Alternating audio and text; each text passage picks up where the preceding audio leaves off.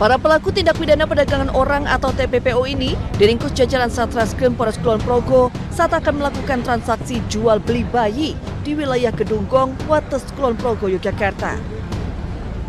Dengan menyamar sebagai pengadopsi, akhirnya polisi berhasil mengamankan 4 tersangka.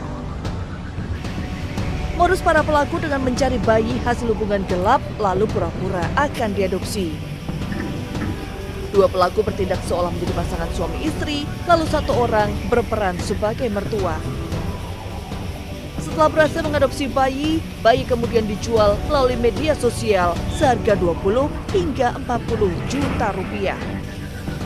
Bayinya berasal dari berbagai kota di Indonesia.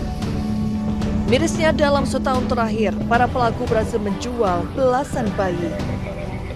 Modusnya dia mencari sasaran orang ibu muda yang hamil yang tidak menginginkan bayinya dari hasil hubungan gelap, sehingga dia berpura-pura sepasang suami istri dan kemudian 1 tersangka berpura-pura menjadi mertua yang menginginkan seorang bayi.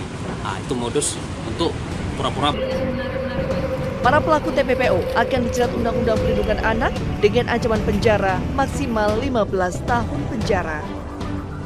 Dari Kulon Progo, Yogyakarta, Tim Liputan iNews melaporkan.